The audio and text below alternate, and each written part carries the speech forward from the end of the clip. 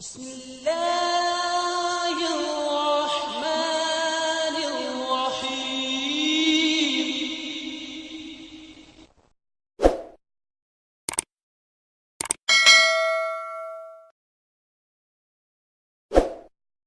اللہ تعالیٰ جزا.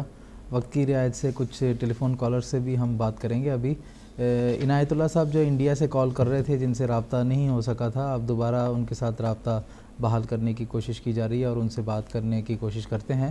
السلام علیکم ورحمۃ اللہ. عنایت اللہ صاحب السلام علیکم ورحمۃ اللہ وبرکاتہ. وعلیکم السلام. جی میرا سوال یہ ہے کہ لائف کی آرڈینیشن پانی سے ہی ہوئی تھی اور آدم علیہ السلام ہر کسی کانٹیننٹ میں آئے تھے یا ایک ہی آدم علیہ السلام تھے پورے ورلڈ میں؟ اچھا ٹھیک ہے جناب، جزاکم اللہ، شکریہ. عنایت اللہ صاحب کا سوال حضرت آدم کے تعلق سے تھا کہ کیا آدم ایک ہی ہیں یا مختلف جو بر اعظم ہیں ہر ایک میں ایک ایک آدم آیا ہے، کیا ہے اس کے بارے میں وہ سوال کر رہے ہیں. تو مولانا منیر احمد صاحب خادم سے درخواست ہے.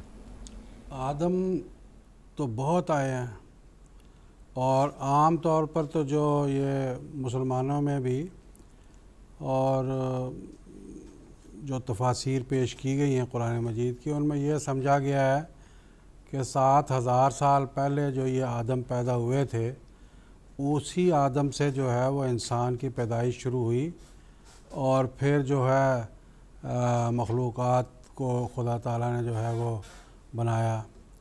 اور تو یہ جو مطلب سوچ ہے یہ ٹھیک نہیں ہے.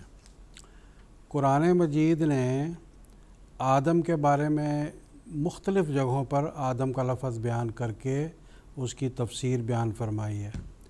ایک آدم تو وہ ہے کہ جو انسان کی پیدائش کے وقت جو سب سے پہلا انسان تھا وہ آدم کہلاتا ہے. ایک آدم وہ ہے کہ جو انبیاء علیہم السلام کے حوالے سے سب سے پہلا نبی تھا، انہیں بھی آدم کہہ کے پکارا گیا اور قرآن مجید میں ان کو آدم کہا گیا.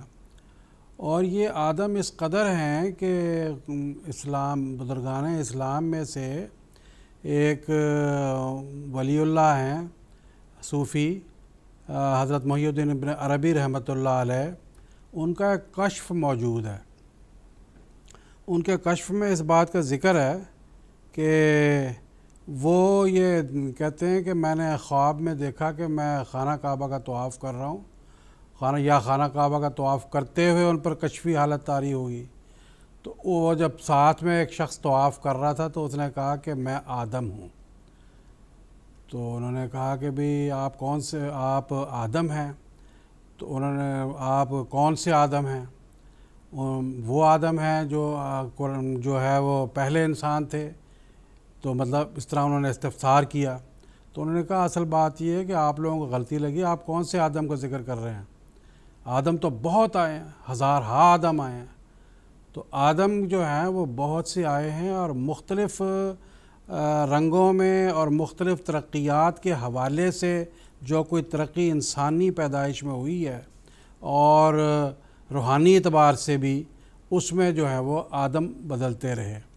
چنانچہ ایک آدم تو وہ تھے جو انبیاء علیہم السلام کی پیدائش میں تھے، اور ایک آدم وہ تھے جو خاتم الانبیاء بن کر آئے، وہ بھی آدم تھے. اور حضرت مسیح موعود علیہ الصلوۃ والسلام جو اس دور میں ہیں وہ بھی ایک آدم تھے. تو مختلف جگہوں میں جیسا انہوں نے کہا کہ آدم کے آنے کا کیا تصور ہے، تو اس بارے میں ہم کہہ سکتے ہیں کہ مختلف جگہوں میں بھی آدم آئے، اور مختلف ترقیات کے حوالے سے بھی آدموں کو اللہ تعالیٰ نے بھیجا کہ جوں کسی ایک شخص نے کوئی ترقی ارتقاء کی شکل میں پیش کی، روحانی اعتبار سے، اخلاقی اعتبار سے، اس ترقی کے حوالے سے اس کا نام آدم کہلایا.